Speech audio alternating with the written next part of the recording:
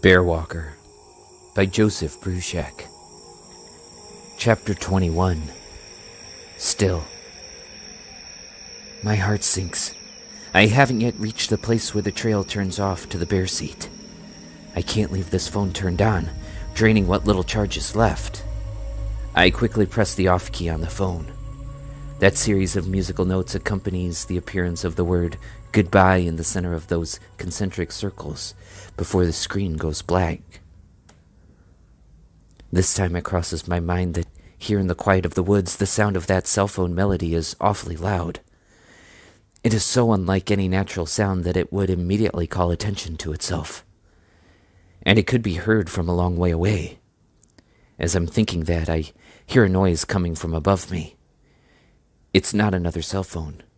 It's the thumping sound of heavy feet on the bedrock on the trail. Someone or something large is coming down the trail in my direction. It's coming fast, drawn by the sound of the cell phone. I can't see yet who or what is making that sound. The narrow hiking trail dips and rises, moving back and forth between the trees and boulders. That means, though, that I haven't been seen yet. I shove the phone back into my pocket and move off the trail as quickly and quietly as I can, keeping low. I see a big dead pine that has fallen and is angled down the slope. I quickly decide to crawl over it and then slide beneath, burying myself in the deep pine needles, twigs, and leaf litter to lay flat. I think I'm hidden from sight.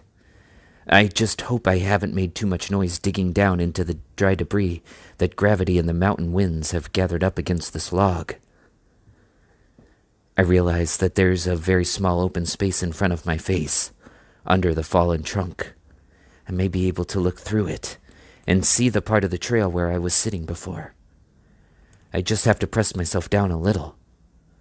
Pine needles and broken pieces of pine cones stick into the wound on my cheek that was made by the gun barrel and reopened during my encounter with the bears. My bitten shoulder aches as I flatten even more against the ground. It's so painful to do this, but it's worth it. Just as I'd hoped, through one eye, I can see the trail through the screen of fallen debris. But what I see almost makes me gasp in dismay. There, crouched on the trail on all fours, looking more like an animal than a human being, is Jason Jones. He sees something on the ground that makes his mouth widen into a grin, showing his sharp teeth. He reaches down with one hand and picks up a yellow beech leaf. I'm close enough to see the yellow of that leaf is blotched with red. Oh no, the red on that leaf is blood from the cut on my cheek. He holds the leaf up to his mouth and licks it with his tongue. Then he turns in my direction with a quickness that is so uncanny, so threatening, that I close my eyes. I don't want to see him, but I still hear what he growls in a low voice that is so calm and cold that I shiver involuntarily. "I've tasted you," he says. "You can't escape me." I don't move. He hasn't seen me. Stillness is my salvation. He's using his voice the way an owl calls at night, hoping to spook some small hidden prey animal into panicked flight. I'm small too, buried deep in the leaves and brush under this log, but I won't run like some foolish deer or mouse. I'll keep still. So still. There's a thump against the log. I open my eye just a crack and see his legs through the screen of brush. He's right next to the log now, leaning over it. I can hear his heavy breathing above me. My heart is thumping so hard in my chest that I'm afraid he'll hear it. But I don't move. I can't be seen, I think. I can't be seen. The log rocks as he presses down on it and then moves back. His legs vanish from sight. "You're not far from here," he says, but I can hear that he's farther away when he says it. "I'm going to get you." "No, you're not," I think. His voice is moving down slope, down the trail, where there are more drops of blood that mark where I've been. He's no longer following me. He's backtracking. He may think he's a bear, but he's not as quiet as one. His feet are breaking twigs and dislodging small stones that rattle down the slopes below. I wait until I can no longer hear his voice or any sounds of his passage. I slide out from beneath the log and rise up slowly, a finger's width at a time, into a crouch. I'm alone again. I can feel it as much as see it. He may turn and come back, but I have a little time, maybe enough to get to the bear seat. I make very little noise as I get back onto the trail and start to climb. I'm extra careful not to dislodge any loose rocks that might roll down.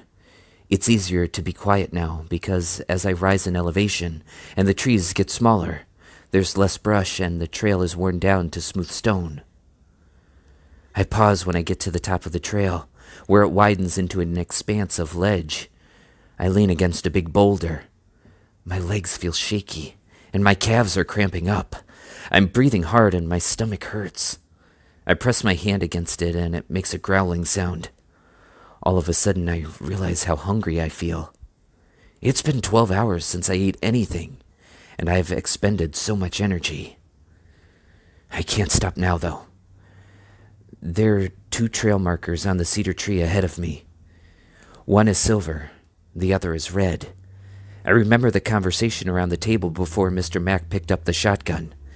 The red marker indicates the start of the short trail to the bear seat.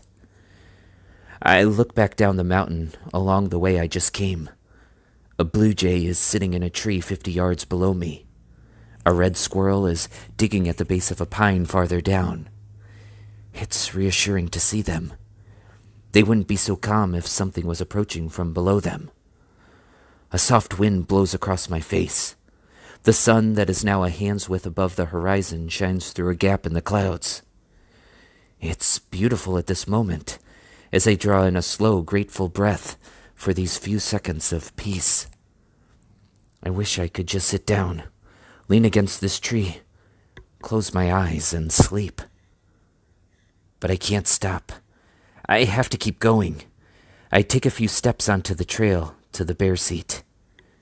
Suddenly, a figure rises up and looms over me. A bloody hand grasps my arm.